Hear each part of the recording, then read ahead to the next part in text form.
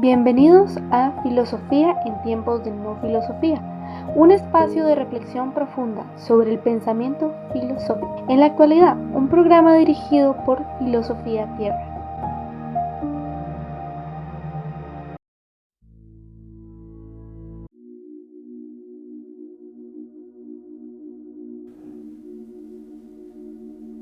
Jeremías 1 del 1 al 9. Entonces alargó Jehová su mano y tocó mi boca. Después me dijo Jehová: voy a poner mis palabras en tu boca.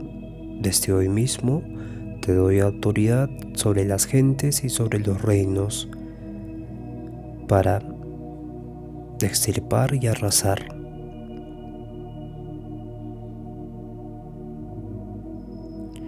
para reconstruir y plantar.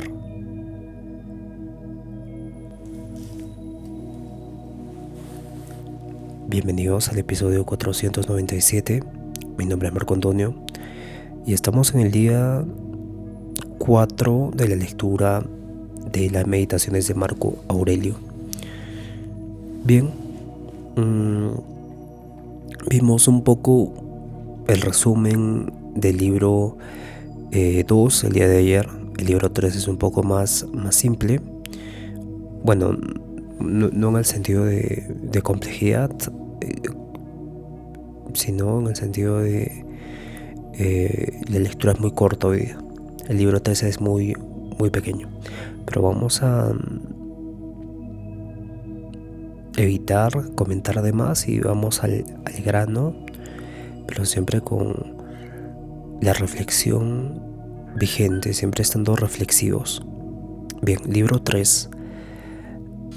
No solo esto debe tomarse en cuenta, que día a día se va gastando la vida y nos queda una parte menor de ella, sino que se debe reflexionar también que si una persona prolonga su existencia, no está claro si su inteligencia sería igualmente capaz en adelante para la comprensión de las cosas y de la teoría que tiende al conocimiento de las cosas divinas y humanas, porque en el caso de que dicha persona empiece a desvariar, la respiración, la nutrición, la imaginación, los instintos y todas las demás funciones semejantes no le faltarán, pero la facultad de disponer de sí mismo, de calibrar con exactitud el número de deberes, de analizar las apariencias, de detenerse a reflexionar sobre si ya ha llegado el momento de abandonar esta vida y cuántas necesidades de características semejantes precisan un ejercicio exhaustivo de la razón,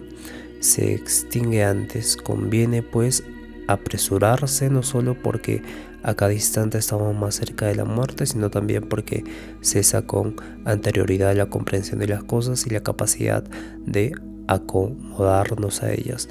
Conviene también estar a la expectativa de hechos como estos, que incluso las modificaciones accesorias de las cosas naturales tienen algún encanto y atractivo. Así, por ejemplo, un trozo de pan al comerse se agrieta en ciertas partes. Esas grietas que así se forman y que en cierto modo son contrarias a la promesa del arte del panadero, son en cierto modo adecuadas y excitan singularmente el apetito. Asimismo, los higos, cuando están muy maduros, se entreabren, y en las aceitunas que quedan maduras en los árboles, su misma proximidad a la podredumbre añade al fruto una belleza singular. Igualmente las espigas que se inclinan hacia abajo, la melena del león, la espuma que brota de la boca de los jabalíes y muchas otras cosas,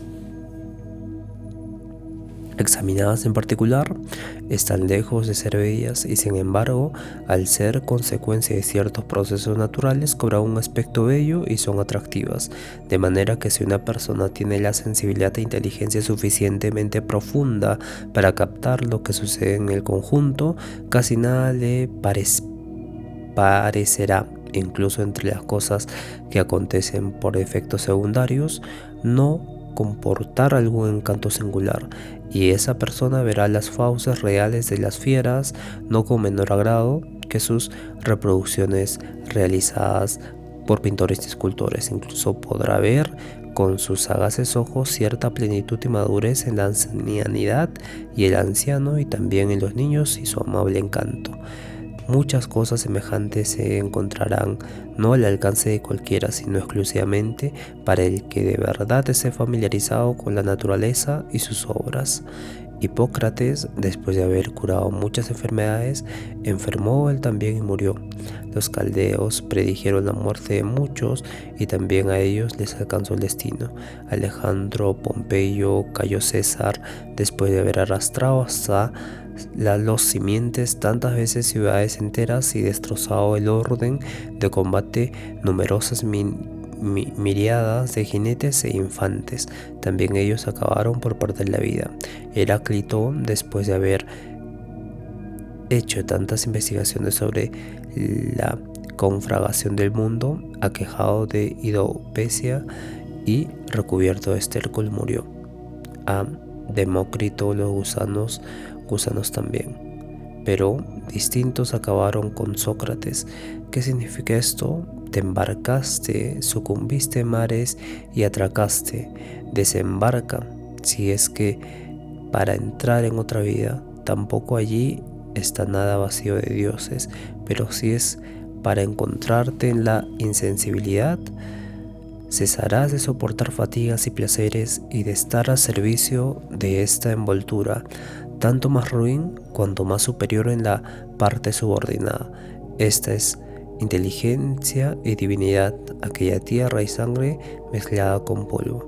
No consumas la parte de la vida que te resta en hacer conjeturas sobre otras personas, de no ser que tu objetivo apunte a un bien común, porque ciertamente te privas de otra tarea, a saber, al imaginar qué hace fulano y por qué, y qué piensa y qué trama y tantas cosas semejantes que provocan tu aturdimiento. Te apartas de la observación de tu vida interior.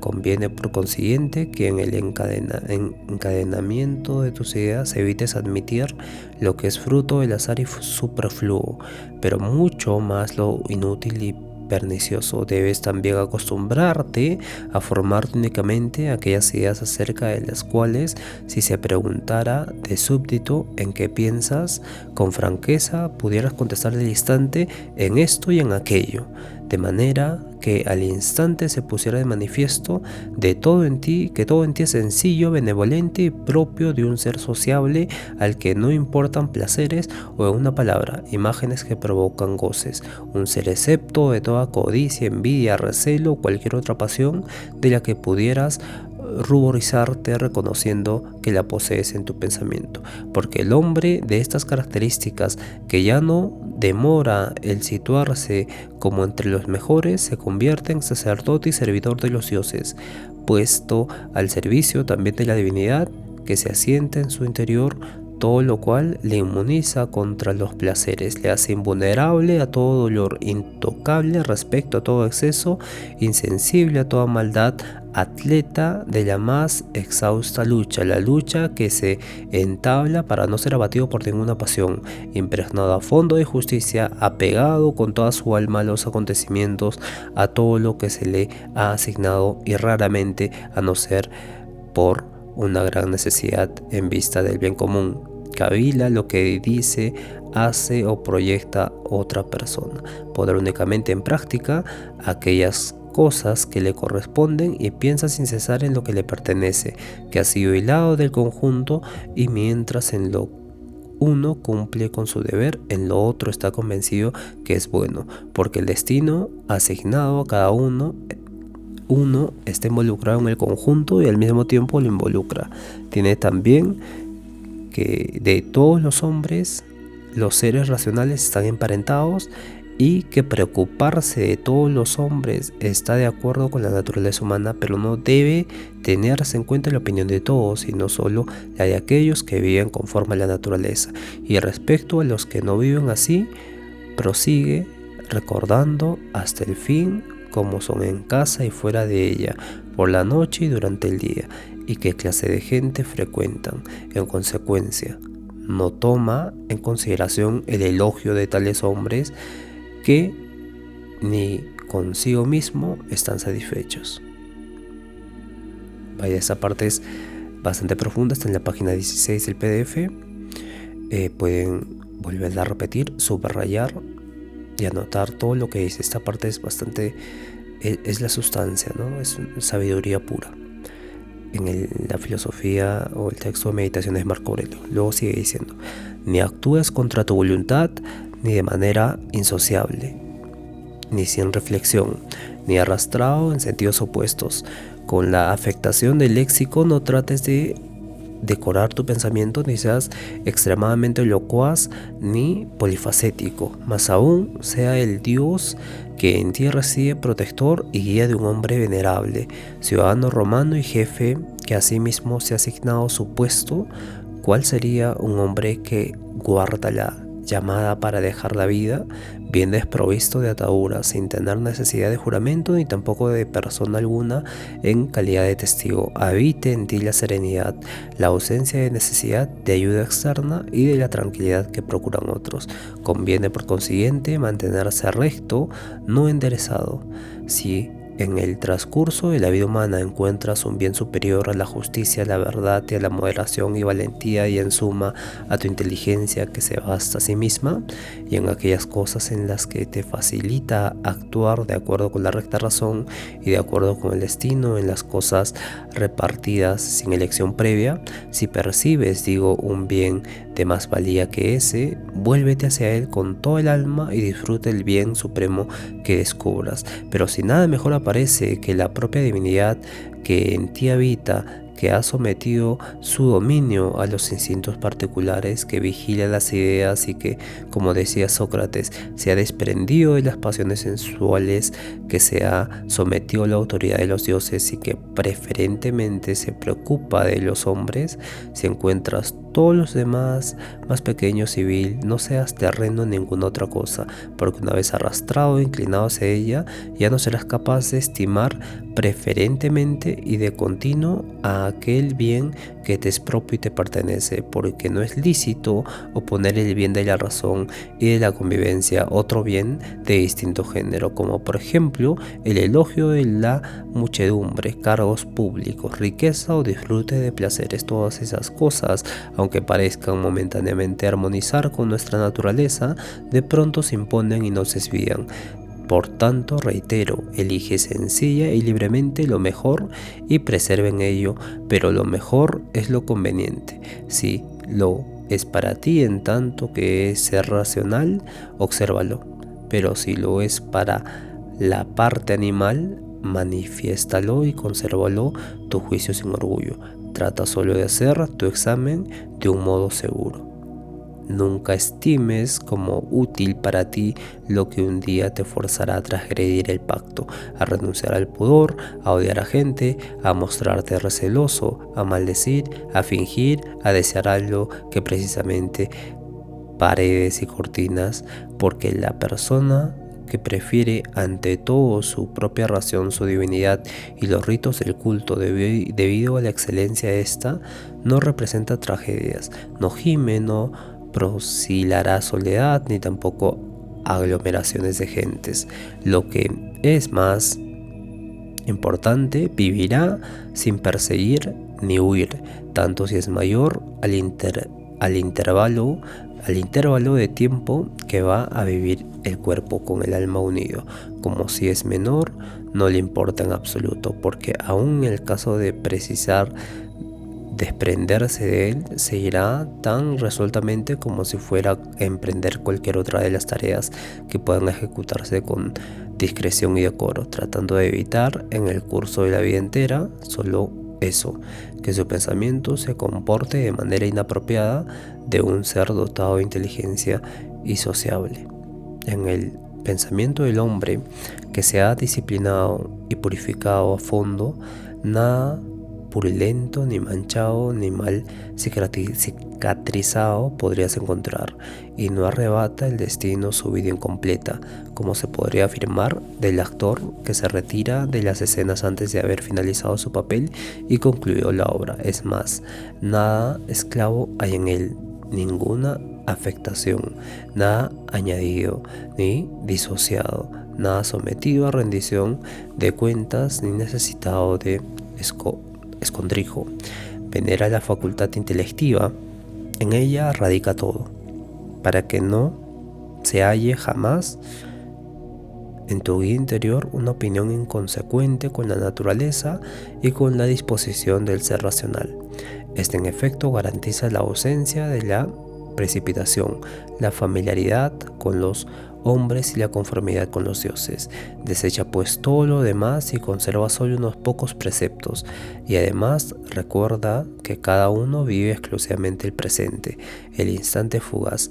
Lo restante o se ha vivido o es incierto. Insignificante es por tanto la vida de cada uno, insignificante también el rinconcillo de la tierra donde vive. Pequeña es asimismo la fama póstuma, incluso la más prolongada, y esta se da a través de una asociación de hombrecillos que muy pronto morirán, que ni siquiera se conocen a sí mismos, ni tampoco al que murió tiempo atrás.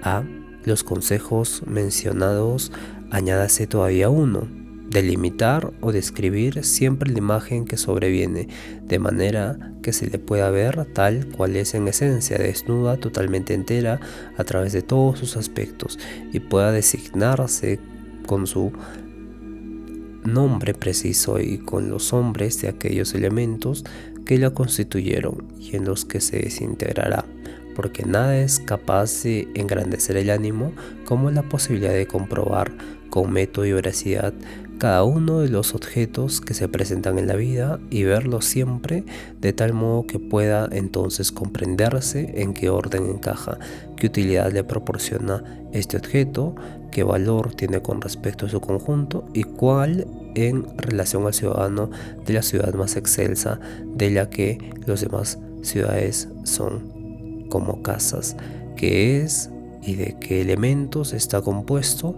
y cuánto tiempo es natural que perdura este objeto que provoca ahora en mí esta imagen y qué virtud preciso respecto a él, por ejemplo, mansedumbre, coraje, sinceridad, fidelidad, sencillez, autosuficiencia, etc. Por esta razón debe decirse respecto a cada uno: esto procede de Dios.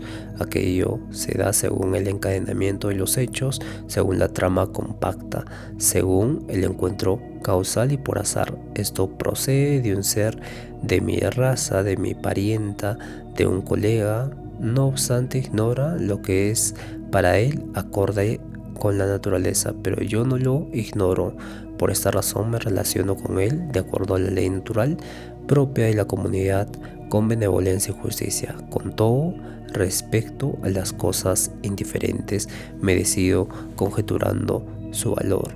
Si ejecutas la tarea presente siguiendo la recta razón, diligentemente, con firmeza, con benevolencia y sin ninguna preocupación accesoria, antes bien velas por la pureza de tu Dios, como si fuera ya preciso restituirlo, si agregas esta condición de no esperar ni tampoco evitar nada, sino que te conformas con la actividad presente conforme a la naturaleza y con la verdad heroica en todo lo que digas y comentes, vivirás feliz y nadie será capaz de impedírtelo.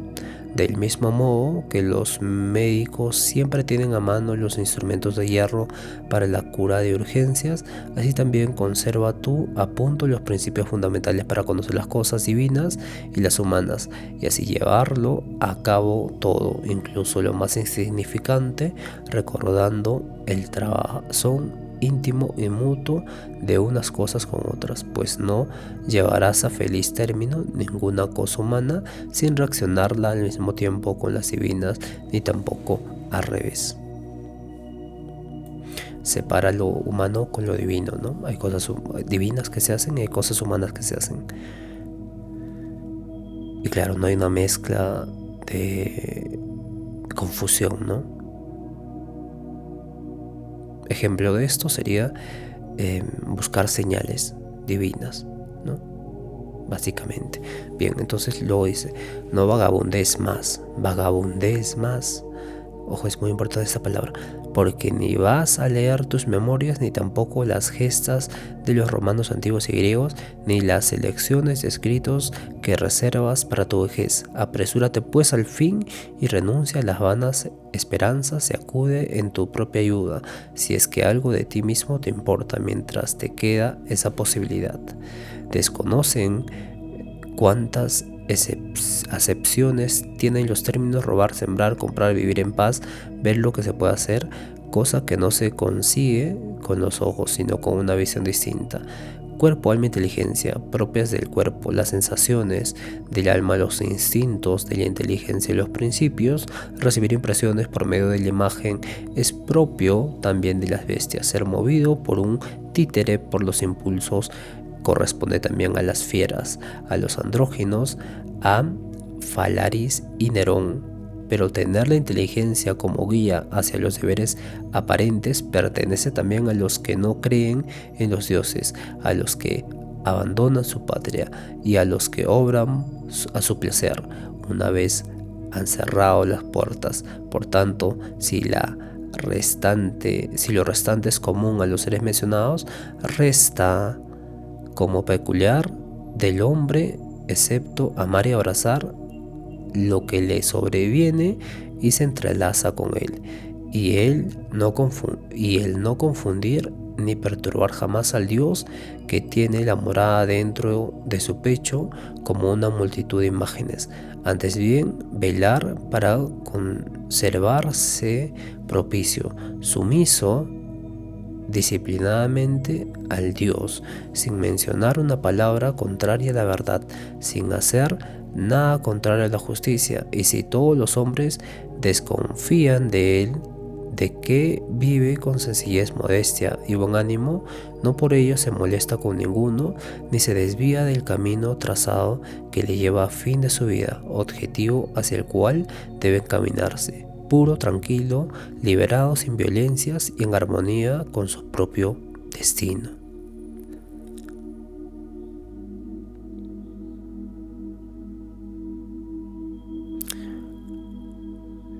Vaya, vemos ese aspecto bastante enfocado en el realismo, ¿no? Los helénicos, en este periodo helénico, se basaban bastante en la realidad, en la vida pragmática, ¿no? En la praxis de la vida. Y claro, aquí también menciona que hay personas que no creen en la divinidad, pero se comportan de forma que son guiados por la inteligencia y hacen sus deberes, y claro, tienen esta forma templada de ser también.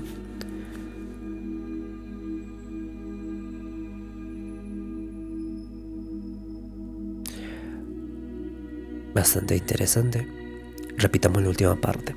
Por tanto, si lo restante es común a los seres mencionados, o sea, las personas que no creen en la divinidad pero que se dejan llevar por la inteligencia, resta como peculiar del hombre excelente amar y abrazar lo que le sobreviene y se entrelaza con él, y el no confundir ni perturbar jamás al Dios que tiene la morada dentro de su pecho con una multitud de imágenes, antes bien velar para conservar propicio sumicio disciplinadamente al Dios, sin mencionar una palabra contraria a la verdad, sin hacer nada contrario a la justicia.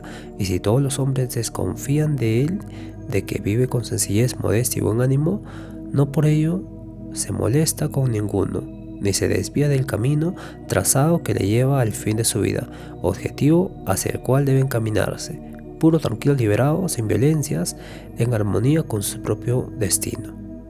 Claro, el que vive con la inteligencia vive de esa forma, ¿no? Aunque no lo sepa, incluso que cuida a su Dios interno.